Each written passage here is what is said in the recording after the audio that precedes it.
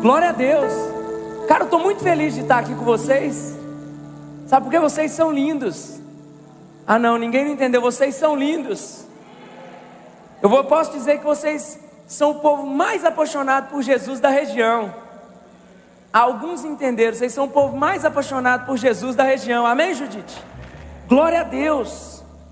Querida, essa palavra de hoje que eu tenho para a vida de vocês, nós vamos falar sobre, é algo que eu tenho ministrado muito sobre avivamento pessoal, amém?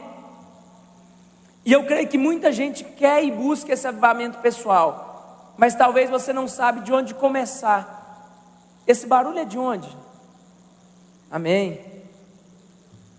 Eu sou um pouco impaciente, eu fico com foco ali, eu não dou conta não, tá? Então nós vamos falar sobre avivamento pessoal, e na minha humilde concepção, eu acredito que só tem uma maneira de chegar em um avivamento pessoal, e está em Marcos 8:34, abra a sua Bíblia aí comigo.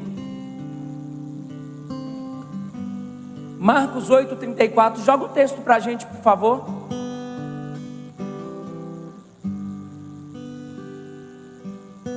Enquanto você abre aí. Então, convocando a multidão e juntamente com seus discípulos, Jesus lhes disse: se alguém quer vir após mim, negue a si mesmo, tome a sua cruz e siga-me. Diga assim: negue-se a si mesmo, tome a sua cruz e siga-me. Querido, presta atenção aqui. Eu quero fazer uma contextualização com você. Pensa comigo. Eu sempre digo, tem uma frase que algumas vezes durante o ano eu falo ela aqui, que o Espírito Santo ministrou ao meu coração na época de seminário. Em um dia de devocional eu escrevi o seguinte: a religião nos conforta, o evangelho nos confronta.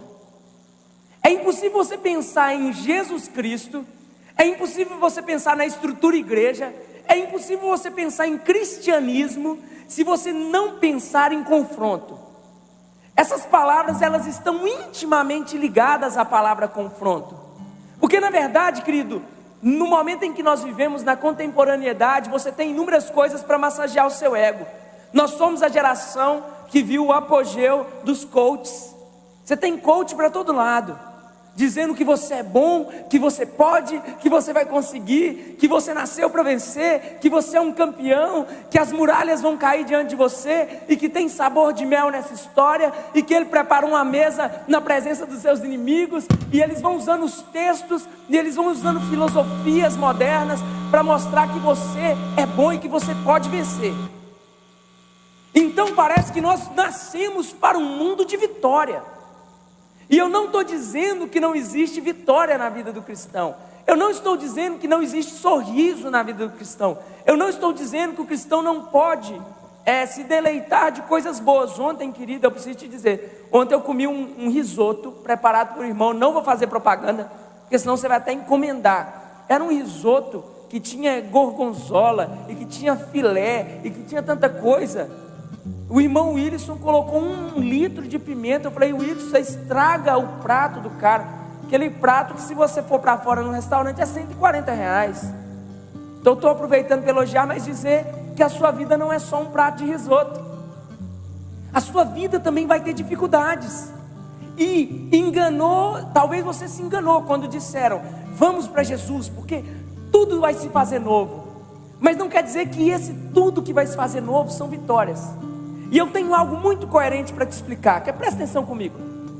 Nós vamos falar de Antigo e de Novo Testamento, mas pega comigo o retrospecto. Deus, ele cria um lugar perfeito, amém? Um jardim.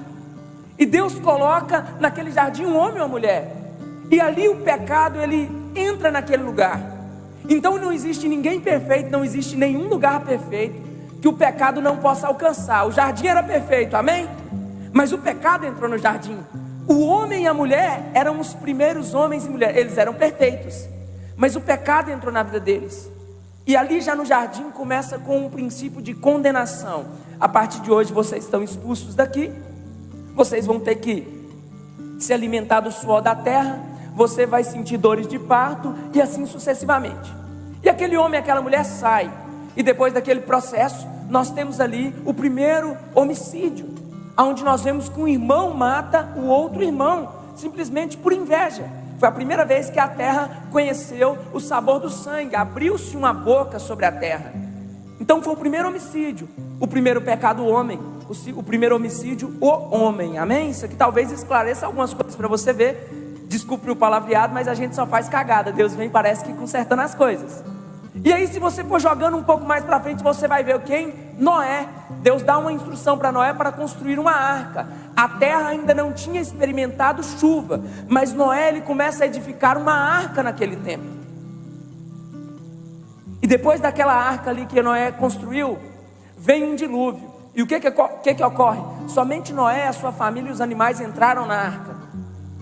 O evangelho, querido, ele é doce até certo ponto, porque se você for analisar, o evangelho é o grande processo de seleção das nossas vidas, onde vão ficar as ovelhas de um lado e os bodes do outro. A arca tem a porta fechada por Deus, e algumas pessoas ficam de fora. Vem a água e inunda a terra. Nós poderíamos citar, por exemplo, Sodoma e Gomorra, uma cidade que foi inteira destruída, mas salvou-se Ló e a sua família. A mulher dele vira uma estátua de sal, por exemplo. A gente pode citar Abraão, que teve que sair do meio da sua terra, da sua parentela, e saiu para uma terra que Deus iria mostrar. Abraão tem 2 filhos, um filho da promessa e um filho que era um atalho na vida da promessa, que era, ali a gente tem Isaac, e ali a gente tem o fator Ismael. Então a gente podia citar isso. Você vai para os profetas, você acha que o evangelho é simples? Deus vira para Isaías e fala: Isaías, você vai andar desse jeito. Sabe como Isaías andava? Historiadores dizem que ele andava com as suas nádegas de fora. E era um papel, era uma exposição ao ridículo naquele tempo. Ninguém prendia Isaías por atentado ao pudor, mas era um momento de vergonha. Isaías deu uma palavra para o rei Ezequias e disse: prepara a sua casa, porque você vai morrer, certamente você vai morrer. Ezequias chorou e disse: Senhor, será que é necessário que eu te lembre? Fui homem justo, andei segundo os seus caminhos. Antes de Isaías sair da cidade, Deus fala: volta e fala com Ezequias que eu mudei, vou acrescentar 15 anos à vida dele. Então Deus faz o cara andar com a nádega de fora, dá uma palavra, mas no meio do caminho Deus muda a palavra.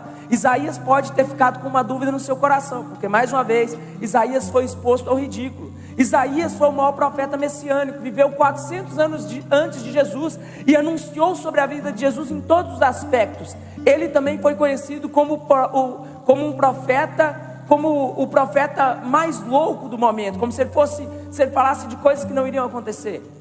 Ezequiel, só um detalhe de Ezequiel. Deus fala com ele: eu vou tirar a beleza dos teus olhos, você não vai poder chorar e nem prantear. E Deus mata a esposa de Ezequiel. Eu estou te dando alguns detalhes. Pastor, mas isso é o Antigo Testamento. Hoje nós vivemos a graça, então vamos para a graça. Jesus morre em uma cruz, a graça é estabelecida sobre nós, amém? E basicamente todos os discípulos se tornam mártires. Pedro crucificado de cabeça para baixo, Tiago é morto a flechadas na Índia, alguns decapitados e outros esquartejados. Tentaram banhar João em um caldeirão de óleo fervente. Será que o evangelho ele é para nós termos uma boa vida? Querido, nós estamos caminhando para a perseguição. Nós vivemos hoje, talvez não, o maior levantar demoníaco na área da política. O governador do nosso estado acabou de dizer que vai vetar um projeto de ideologia de gênero, que vai totalmente contra os princípios da família cristã. Os nossos irmãos estão sendo perseguidos, mortos pelo Estado Islâmico, o Talibã ali no Afeganistão. Inúmeros irmãos estão morrendo na Nigéria, nos países da América do Sul. Ontem, querido, eu fiz algo que não é costume, mas pelo menos uma vez no mês eu gosto de fazer. Eu entrei em uma plataforma online que chama Omegle, que é uma plataforma que as pessoas utilizam para treinar inglês e conversar aleatoriamente. Inúmeras pessoas visitam essa plataforma para, de alguma maneira, se relacionarem também sexualmente. Às vezes você está mexendo nessa plataforma e aparece uma pessoa nua de uma hora para outra. Você tem que correr e fechar. E ontem eu estava nessa plataforma e a primeira pergunta, querido, eu chego de arrepiar, eu sou muito intencional. Eu já mando assim: você acredita em coincidência? E eu deixo a tela escura. As pessoas falam: o que é isso que esse cara está falando? Aí a pessoa mandou assim para mim: como assim? Eu falei: você acredita que 42 mil pessoas estão online? E Jesus escolheu essa madrugada para falar com você. Ontem eu entrei e comecei a pregar para uma menina venezuelana. Ela começou a chorar e falou o seguinte: olha, você pode orar pelo meu país? Eu falei: posso. Por que você quer que eu ore pelo seu país? Porque no meu país estão passando fome, no meu país estão sendo mortos, no meu país as igrejas estão sendo fechadas, no meu país estão separando os pais dos filhos. Essa menina mora há alguns anos em Santa Catarina. Primeiro veio a irmã dela refugiada, segundo veio a mãe dela, e agora essa menina veio. Sabe o que ela fazia lá na Venezuela? Na igreja que ela frequentava, ela dançava na igreja. E ela teve que fugir e deixar tudo para trás, inclusive os familiares dela. Então, querido, se você quer um evangelho que vai te confortar, se você quer um evangelho que vai massagear o seu ego e dizer que você pode fazer todas as coisas, não é o evangelho de Cristo. Porque o evangelho de Cristo, ele vai dizer: você negue a si mesmo, tome a sua cruz. Tome a sua cruz. E a cruz, querido, é um instrumento de vergonha. A cruz é um instrumento de flagelo. A cruz, ela é um instrumento de morte. Se Deus não poupou os seus profetas, se Deus não poupou os amigos do seu filho, que eram os discípulos, como nós vamos esperar que Deus esteja nos poupando? A graça de fato está sobre nós, mas sobre nós, para suportarmos tamanha perseguição, há um levantar, querido, ideológico no nosso meio. Há um levantar, querido, no nosso meio, de pessoas com teorias totalmente opostas do evangelho. E negar a nós mesmos, muitas vezes vai ser você se posicionar diante de uma situação e dizer: não, eu conheço Jesus, eu não vou seguir esse caminho, eu não quero essa ideologia, eu quero viver para Cristo em todas as esferas da minha vida. Já pararam para pensar o quanto é difícil para mim? Imagina se o meu conselho, que é o conselho de psicologia, chegar em mim e falar assim: ó, você vai ter que escolher entre a sua profissão e entre Jesus. Já pararam para pensar que eu tenho que dizer no mesmo momento Jesus? Eu tenho que de alguma maneira até comprometer a minha família, querido, falando financeiramente. Então, querido, não há desculpas. Você não tem que estar em busca de felicidade. Ai, será que Jesus vai mandar o amor da minha vida? Ai, será que Jesus vai me tirar desse lugar? Querido, Jesus vai fazer todas essas coisas, Ele pode fazer. Mas o evangelho não é sobre isso. O evangelho é sobre uma renúncia. A crucificação, querido, o ato de crucificar começou através dos persas. Os persas, eles foram os primeiros homens a crucificar pessoas. Eles entendiam a crucificação em dois princípios: o primeiro, o princípio da vergonha, e o segundo, o princípio do controle social. Então, se eles crucificavam alguém que matou, eles entendiam que iria diminuir drasticamente o número de homicídios. Por isso os homens eram crucificados nas entradas das cidades, no centro da cidade, ou nos caminhos que levavam até a cidade. Entre os anos de 50 e 77 a.C., um homem chamado Craso, ou Tibério Crasus, ele crucificou mais de 6.000 seguidores de um gladiador que se levantou naquela época, chamado Espartaco. Você talvez já viu a série. Tibério Crasus, ele crucificou 6.000 pessoas e pôs fim no levantar da rebelião espartana, comprovando que a crucificação era algo que funcionava. A crucificação, querido, para você dar glória a Deus, ela só funcionou até Jesus. Porque a ideia da crucificação era impedir um comportamento, mas a partir do momento que Jesus se sacrificou, a cruz isso não impediu o comportamento dos cristãos, isso amplificou o comportamento dos cristãos. Paulo chega ao ponto de dizer: eu viver para mim é Cristo, morrer para mim é lucro. Tragam então as minhas algemas, tragam então a minha condenação. Ele escreve a carta aos Efésios em uma prisão em Roma, antes da sua morte. O evangelho é isso, querido. O evangelho não é essa fantasia que as pessoas criaram. O evangelho é sobre você negar suas vontades. É sobre você dominar esse homem perverso que está dentro de você. É sobre você dizer: eu quero colocar a mão, mas eu tomei a minha cruz, então eu não ponho a mão. É sobre você negar suas perversões sexuais. É sobre você negar o seu hedonismo, o seu antropocentrismo, a sua mania de querer ser a evidência. O evangelho é sobre você aprender a dizer não. O evangelho é sobre você ter as coisas, mas entender que as coisas são para o outro. O evangelho é sobre você ter razão e ficar calado.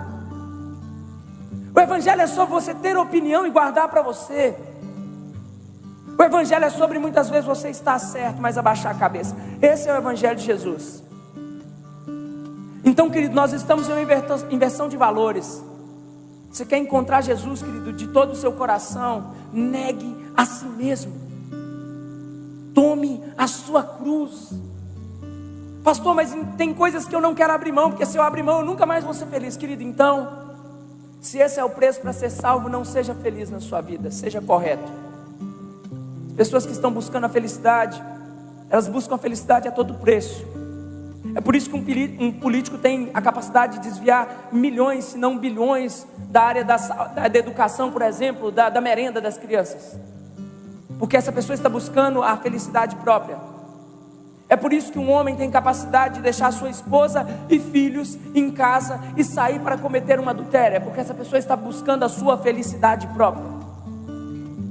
É por isso que uma pessoa, ela negligencia as suas questões básicas, do tipo, saúde ou x-bacon? Ah, eu vou comer o x-bacon, amanhã eu penso em saúde. É porque você está querendo ser feliz, você não quer ser saudável é difícil. Vocês estão entendendo o que eu estou falando, querido? Jesus disse, se for necessário, aparta de mim esse cálice.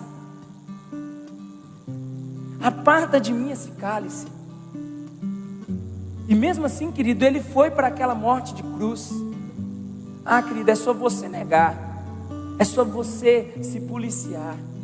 O evangelho é sobre você não fazer mais escolhas suas. É sobre você dizer não, querido. É sobre você sofrer o dano. É sobre você ser envergonhado. É sobre às vezes você ser o chato. É sobre às vezes você ir embora mais cedo para sua casa. É sobre você ser um José que deixa a capa na mão de uma mulher e sai correndo nu, mas querendo a sua integridade, a sua santidade. É sobre você ser Ana e não podendo ter filhos, ora para que o Senhor lhe dê filhos, e logo após ter filhos, entrega o seu filho ao Senhor. É sobre ser Abraão, que mesmo recebendo a sua herança, deitou em um altar de holocausto e falou, eu estou disposto a matar por ele. Querido, nós somos muito apegados a esse plano terreno, e nós não estamos falando sobre morrer. Eu estou falando sobre já estarmos mortos. Porque o evangelho não diz que você vai morrer, ele diz que se você encontrou Jesus, você já está morto. Você já está morto para tudo, querido. Você está morto para suas vontades. Quantos jovens, querido, eles abrem mão às vezes até mesmo de sonhos pessoais por Cristo, por Jesus. Faça um raciocínio, é rápido. Pense, você jovem, nos relacionamentos que você já teve, que não estavam dentro da vontade de Deus, eles só te trouxeram prejuízo, no seu corpo, na sua alma, na sua mente, na sua autoestima. Faça uma análise rápida. E sabe por que você, quando vê um casal abençoado, você deseja aquilo? Porque é aquilo que você nunca teve. Porque você foi tão imediatista em ter aquilo que você deseja, que você não esperou que o Senhor te entregue aquilo que Ele tem, que o Senhor entregue aquilo que Ele tem para você. Todo mundo tem, então eu quero ter. Não, cara, o evangelho não é isso. O evangelho é sobre você renunciar. Você está trabalhando em um lugar que te faz mal, que te faz pecar, é sobre você abrir mão daquilo. É sobre, se você está em um relacionamento, querido, que te faz pecar, é sobre você abrir mão daquilo. É sobre você abrir mão e negar a si mesmo. Vocês lembram da pregação do Robert naquele acampamento que nós tivemos? O Robert, que tem um testemunho, o Robert transexual. Um dia ele falou comigo, Nelson, não significa que eu não sinta atração pelas pessoas do mesmo sexo que eu. Significa que eu sinto, mas eu passo por cima todos os dias dessa atração para servir a Jesus. E talvez, querida, a pulsão sexual seja o maior desafio de um homem ou de uma mulher. Seja a hora que um homem ou uma mulher tem que negar a si mesmo constantemente. É tempo de você se levantar como igreja. É tempo, se você quer um avivamento pessoal. Sabe quando Jesus disse, Marcos 8,34, sabe qual foi o momento daquela fala de Jesus? Foi um período em que centenas de homens e mulheres haviam sido crucificados. Jesus usa o exemplo, Lucas, mais profundo, o exemplo mais difícil para falar para a multidão e seus discípulos. Coloca aí para mim de novo, Marcos 8:34. O contexto histórico de Marcos 8:34, quando ele diz: então, convocando a multidão, ele chamou, e juntamente aos seus discípulos, Jesus disse: se alguém quer vir após mim, negue a si mesmo, tome a sua cruz e siga-me. Pensa comigo, para onde a cabeça desse povo foi na hora que eles ouviram isso? Hoje para nós é uma realidade distante, porque nós não temos pessoas crucificadas nos dias de hoje. Mas nesse contexto, quando Jesus chama a multidão e os discípulos, ele diz: tome a cruz. Jesus está falando: vocês vão ser condenados. Jesus está falando: é como se vocês fossem morrer. Jesus está falando: é como se vocês fossem ser envergonhados. Jesus está falando isso num contexto onde mais de 100 pessoas, centenas de pessoas foram crucificadas. Então Jesus está falando o quê? Aquele é o nosso destino. Essa é a grande diferença, querido, do Evangelho de Jesus para as outras religiões. Os muçulmanos, eles acreditam que eles vão ter um lugar lindo. Nós também vamos ter, amém? Não fique com inveja. Mas só que o muçulmano, querido, ele tem uma via rápida para alcançar aquilo que ele acredita que vai acontecer. Por exemplo, ele põe uma bomba no seu corpo e explode. Se o Evangelho fosse isso, era fácil demais. O tanto que eu desejo Jesus, eu pularia de um penhasco. Se o Evangelho fosse me desse essas garantias, mas o Evangelho ele é tão complicado, Mateus, que ele diz que você tem que morrer andando, que você tem que morrer dia após dia, você tem que morrer respirando, você tem que morrer estando certo, você tem que morrer tendo desejo. E o que é mais fácil, morrer instantaneamente ou morrer gradativamente? Ah, querido, para mim o mais difícil é morrer gradativamente. É por isso, querido, jogue fora todo esse triunfalismo que te faz acreditar que você nasceu para ser um vencedor. A maior vitória que você vai ter é na eternidade. Dias difíceis estão vindo, querido. Dias complexos assolam a nossa nação e o mundo. E eu não estou aqui para falar de escatologia, eu estou aqui para falar sobre essa verdade da palavra. O contexto é esse: se você quer um avivamento pessoal, você só vai desfrutar de um avivamento pessoal assumindo quem você é de verdade. Você não pode viver um evangelho seletivo, onde nesse ambiente você é cristão, mas nesse ambiente você é só você. Você não vai conseguir desvincular Jesus da sua pessoa. Deu para entender isso? O que ele diz? Aquele que tiver sobre aqueles que têm vergonha dele, que ele também vai se envergonhar de você, não é verdade? A Bíblia diz que você tem que estar vigilante. E sobre estar morto, quer ver? Abre comigo em Colossenses 3. A cruz, querida, ela é um reflexo de uma pessoa já condenada.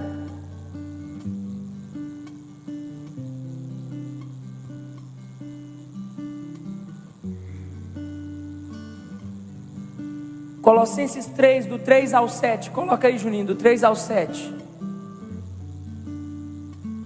Porque vocês morreram, e a vida de vocês está oculta juntamente com Cristo em Deus. Quando Cristo, que é a vida de vocês, se manifestar, então vocês também serão manifestados com Ele em glória. Portanto, façam morrer tudo o que pertence à natureza terrena: a imoralidade sexual, a impureza, as paixões, maus desejos e a avareza, que é a idolatria. Por causa dessas coisas é que vem a ira de Deus sobre os filhos da desobediência. Há uma maneira de você ter uma ressurreição: é só em Jesus. É só em Jesus, querido, que você vai alcançar isso. Você quer crucificar, você quer uma nova vida? Primeiro, você precisa de muita coragem. Para pegar essa cruz precisa de coragem, amém? Então identifique as suas áreas de fraqueza. A Bíblia ela é cheia de exemplos de fraqueza. Moisés, com sua ira, feriu uma rocha. Elias, através de um momento de fraqueza, demonstra o quanto estava depressivo, quando ele pediu inclusive a morte. Jacó se sente extremamente desestabilizado a partir do momento que ele tenta enganar Labão, mas ele é enganado. Se a gente vai seguindo, Esaú tinha ódio de morte do seu irmão. Moisés fere a rocha por sua ira, mas não vai contra a palavra de Deus sobre entrar na terra prometida. Elias, deprimido, deseja a morte, mas se sujeita à vontade de Deus para viver e cumprir o seu propósito. Esaú tinha ódio de morte mortal do seu irmão, mas através do Senhor busca uma reconciliação com ele. Pedro era extremamente inconstante, mas teve que passar por cima disso para se tornar um dos líderes da igreja primitiva. Todos esses exemplos que eu citei para vocês foram homens que negaram a sua natureza para servir a um propósito maior. Se eu posso dizer algo para você com toda clareza, Deus não vai nos poupar, queridos. A graça que está sobre nós é para nos conduzir de maneira excelente a cumprir o propósito de Deus sobre a terra.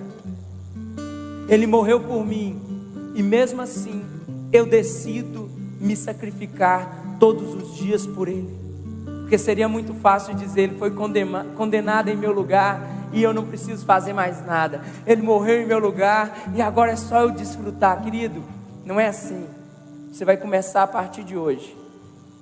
Você quer um avivamento pessoal na sua vida? Quem quer alcançar um lugar novo em Deus? Então vamos negar, querido. Você vai se levantar em prol daquilo que Jesus tem, amém? Quando o cerco fechar, você vai mostrar quem você é. Quando as pessoas disserem sim, você vai levantar a sua mão e dizer não. E quando você estiver com a razão, em alguns momentos você também vai dizer não para isso também. Os dias, queridos, são maus, e somente aqueles que entenderem esse processo da crucificação vão se entregar a Jesus. Querido, eu não tenho medo, eu não tenho vergonha de te dizer, eu passo, querido, pelas mesmas pressões que vocês, diárias. Em alguns momentos eu sou colocado em situações onde eu talvez seria sábio até de me silenciar. Esses dias eu estava dando uma aula falando sobre propósito, que todas as pessoas têm um propósito, que você precisa encontrar o seu propósito, que o seu propósito é aquilo que vai mover a sua vida.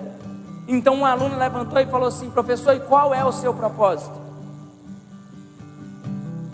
Eu podia dizer: o meu propósito é ensinar coisas lindas para vocês, o meu propósito é cuidar da minha família. Mas na hora que ela perguntou qual é o seu propósito, aí o Espírito Santo trouxe a resposta na mesma hora. Eu fiquei entre a minha resposta e a do Espírito Santo, aí eu falei para ela: o meu propósito é fazer Jesus conhecido aonde quer que eu passe, independente do que eu viva e aonde eu esteja. É por isso, querido, que o Kingdom School, a gente não entra nas escolas falando que é uma palestra de psicologia. Não, nós estamos aqui para falar o que Jesus fez na nossa vida. E se quiserem a nossa presença, é para falar do que Jesus fez na nossa vida. Ah, mas vem como psicólogo, depois você fala disso. Não, eu não vou como psicólogo, eu vou como alguém que teve uma vida transformada por Jesus. É por isso que nós já entramos com isso. Por isso que as pessoas têm que entrar na sua vida sabendo quem você é. Esse cara é de Deus, essa menina é de Deus, essa família é de Deus. É por isso que as pessoas têm que entrar na sua vida sabendo quem você é, querido.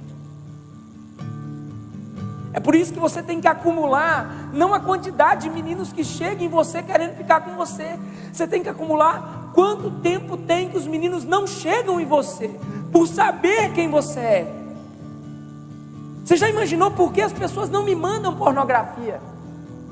Por que as pessoas não me procuram com esse tipo de proposta, querido? Não é porque é o pastor, é porque o meu posicionamento mostra de maneira evidente quem eu sou. Cuidado, se as pessoas te procuram muito, quer ficar comigo? É porque você não tem mostrado quem você é. Delimite espaço. Sou de Jesus, a minha vida é diferente, eu ando por aqui, eu não vou por esse caminho. Quando diminuir a quantidade de procura, significa que você está vivendo uma verdade tão profunda que ela é quase como um outdoor na sua vida. É quase como um outdoor.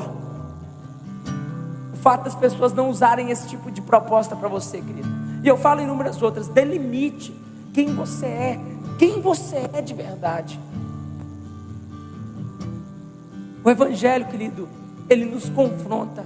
A religião, ela nos conforta. A religião vai dizer: ande 10 quilômetros ajoelhados que você vai receber um milagre. Você já viu como funcionou a promessa? É até difícil falar isso. As pessoas prometem que vão andar 10 quilômetros.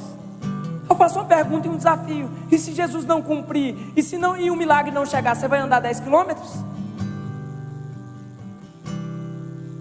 Eu vou ficar 10 anos sem comer carne se o meu filho for curado. Tá bom, e se o seu filho não for curado? Você também fica 10 anos sem comer carne? Porque é o mesmo Deus. É o Deus que cura e o Deus que não cura. Não é uma barganha. O Evangelho, ele não te dá soluções práticas, se você for pensar. O Evangelho te dá soluções difíceis.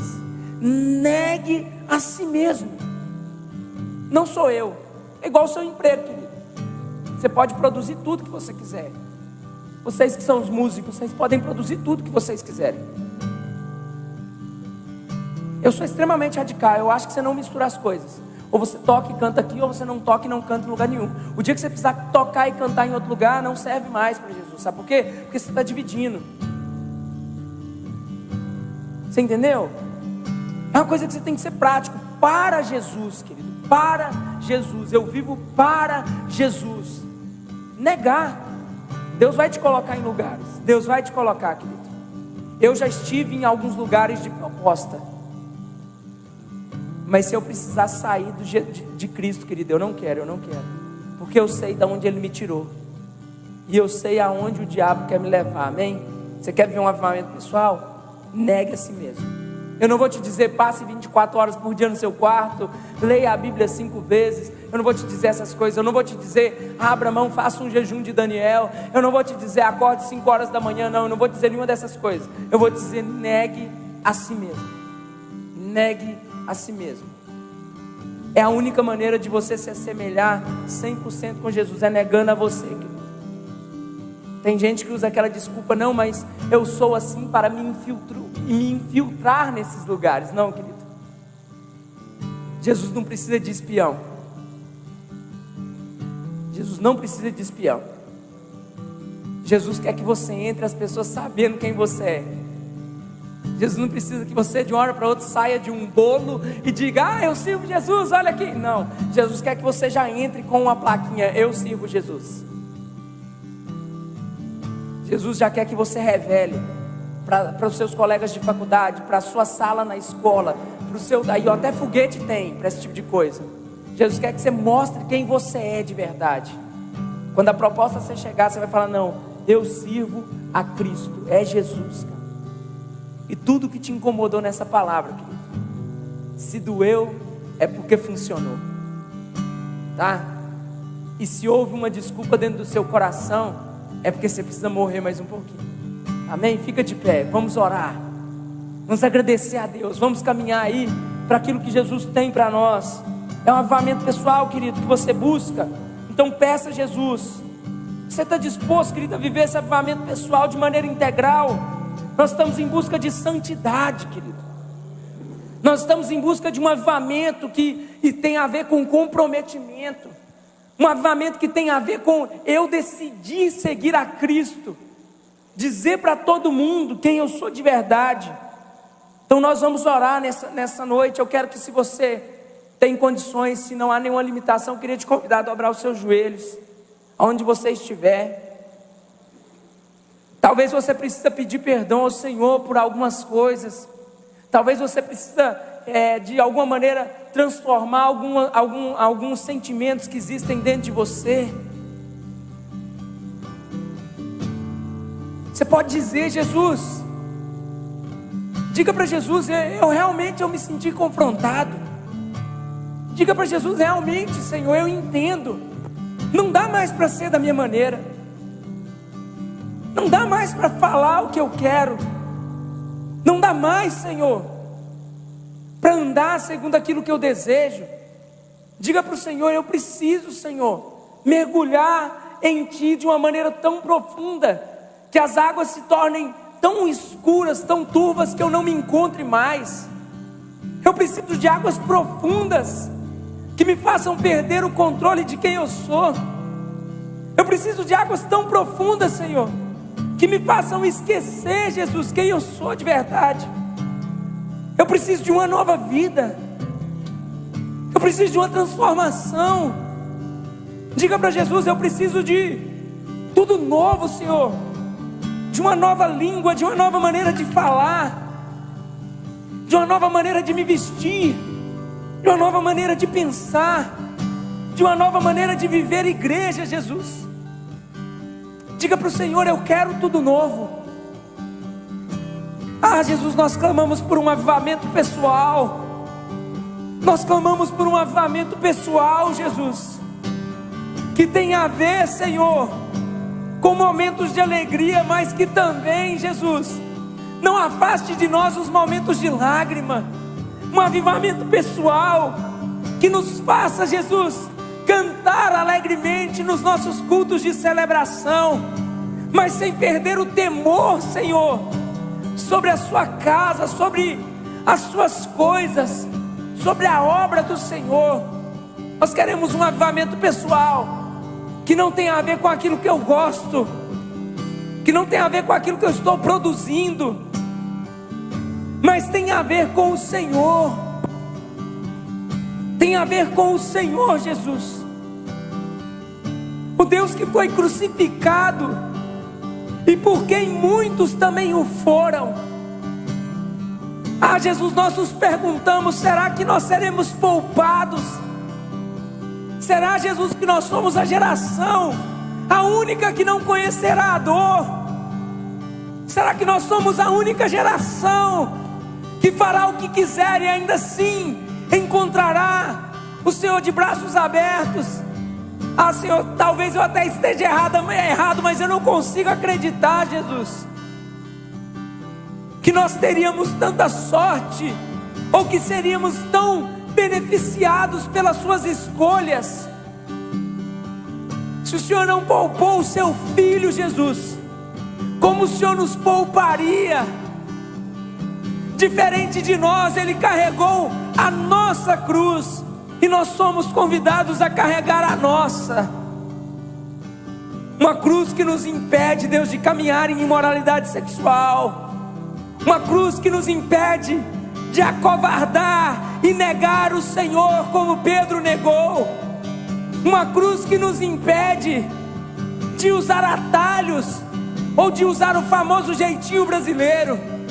Uma cruz que nos impede, Deus, de conviver com a corrupção se ela fosse algo normal. Ah, Jesus, há algo de errado nesses dias, aonde nós estamos assustados quando vemos alguém fazer algo bom. A maldade, ela se multiplicou de tal maneira, Jesus, que nós parabenizamos as pessoas que têm atos de bondade, como se elas estivessem fazendo algo excepcional. Jesus, abre os nossos olhos espirituais. O Senhor não poupou o seu Filho como o Senhor nos pouparia. Gera em nós uma identidade cristocêntrica. Gera em nós uma identidade de embaixadores que não negam a sua pátria, que não negam a sua origem celestial. Nós buscamos aplausos de um mundo, o mesmo mundo que crucificou o nosso Senhor, como o Senhor me mostrou hoje naquela pregação, quando aquele jovem pastor dizia: nós queremos aplausos da plateia que crucificou o nosso amado Jesus. Ah, Senhor, se nós estamos mortos, Senhor, impeça que venhamos ressuscitar para tanta maldade, Jesus. Comece a orar, querido. Quando nós declaramos essa canção, comece a orar no seu lugar. Comece a pedir perdão ao Senhor. Na minha vida só tenho o Senhor, outro igual não há. Dono de tudo,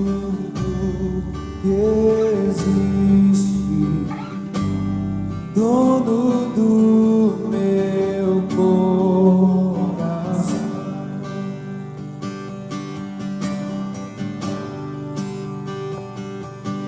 Sim, Deus. Com todo o meu coração, com toda a força que há em mim, minha vida inteira.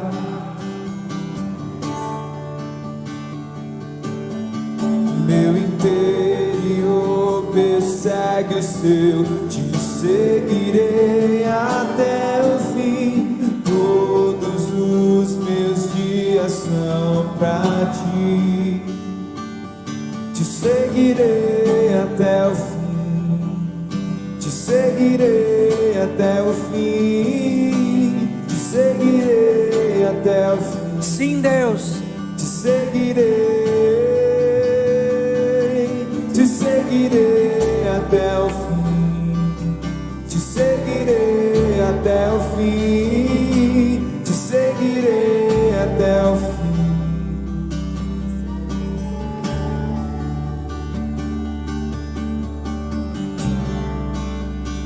A Ele a glória,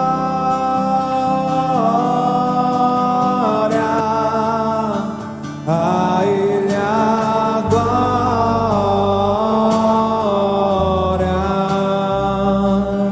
a Ele a glória,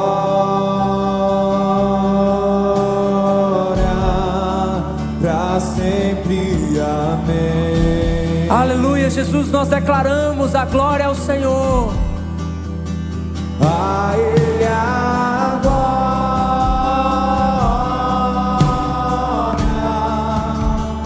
a Ele a glória,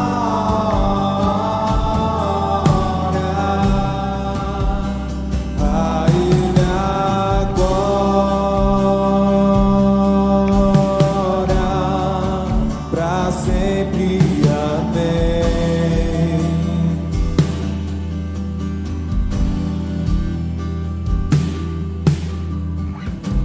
Ah, Jesus, nós te louvamos, nós te agradecemos, Senhor, porque de maneira sobrenatural o Senhor tem nos guardado,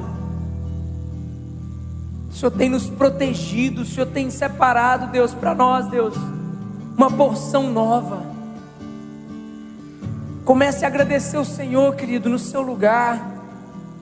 O Senhor tem preservado a sua casa, o Senhor tem guardado a sua vida, o Senhor de alguma maneira tem te livrado do caminho do homem mau, do homem perverso, do homem sanguinário, daquele que busca vingança. De alguma maneira o Senhor, Ele tem permitido, querido, que palavras como essa, elas de alguma maneira trabalhem no seu interior, para que você de fato tome uma decisão na sua vida. Talvez o que te falta, querido, é tomar uma decisão. Talvez o que te falta é um comprometimento maior, por algo maior. Talvez o que está faltando é você dizer: já não sou mais eu quem vivo, é Cristo quem vive em mim. Talvez o que te falta, querido, é entender que não há felicidade longe desses caminhos. Senhor, o que o Senhor tem para nós, o que o Senhor reserva, o que o Senhor espera de nós, Senhor. Nós queremos, Deus, de alguma maneira abrir mão, Senhor, queimar os nossos carros. Nós queremos afundar, Deus, os nossos barcos. Nós queremos que o Senhor traga agora a nossa memória. Nós te pedimos humildemente: traga a nossa memória, ó lindão, traga a nossa memória as áreas que necessitam de confronto, as atitudes que nos afastam do Senhor. Esquadrinha o nosso coração, utiliza da reserva de palavra que existe em nós, para penetrar no mais profundo, no âmago do nosso ser, e extrair, Deus, os sentimentos nocivos que nos matam, Deus, como um veneno que é ingerido dia após dia. Nos mostra, Deus, os nossos traumas, as nossas vontades, nos mostra o nosso senso de justiça, nos mostra aquilo que nos assemelha muito mais àquilo que o Senhor não espera do que ao Senhor. Espírito Santo, vem agora, trazendo que como que em vômito, como se nós estivéssemos com dificuldade para trazer para fora todos aqueles conceitos que são nossos e não do Senhor, os nossos sentimentos ideológicos, os nossos pensamentos que são reproduzidos e que foram implantados dentro de nós através dos nossos pais, através, Deus, dos nossos governantes, através da nossa cultura brasileira, que é uma cultura extremamente puritana, aonde esperamos ansiosamente pelos feriados, mas nos esquecemos do valor que existe no trabalho, nos entregamos muito à vaidade, Deus, de termos o corpo perfeito, e nos esquecemos de trabalhar o nosso homem interior. Começa a trazer à memória, Jesus, todos os sentimentos que são opostos à Tua palavra. Estabelece dentro de nós, Deus, o Teu Espírito hoje, como um juiz, não aquele que condena, mas aquele que intermedia, aquele que mostra aonde está o caminho de morte, aonde está o caminho de vida, aonde está aquilo que deve ser tocado e aquilo que deve ser lançado fora. Começa a trazer a nossa memória, Jesus. Nós somos seres pensantes. Pela Sua graça nós temos a capacidade, Deus, de deduzir, e nós sabemos aquilo, Deus, que tem nos feito afastar do Senhor. Nós vamos declarar, querido, para finalizarmos essa nossa vigília, nós vamos declarar mais uma vez, querido, essa canção que diz que a glória é do Senhor, porque nós não temos nada, querido. Nós temos que nos sujeitar, querido, ao Senhor. Diga isso a Ele.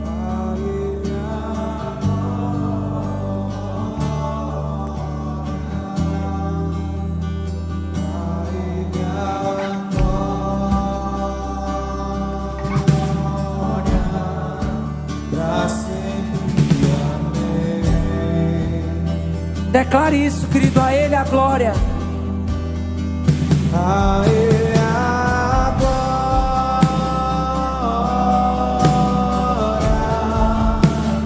a Ele a glória,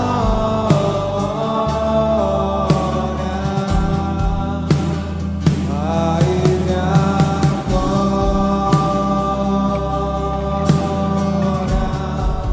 pra sempre. Aleluia, querido. Olha aqui para mim. Acenda as luzes, por gentileza.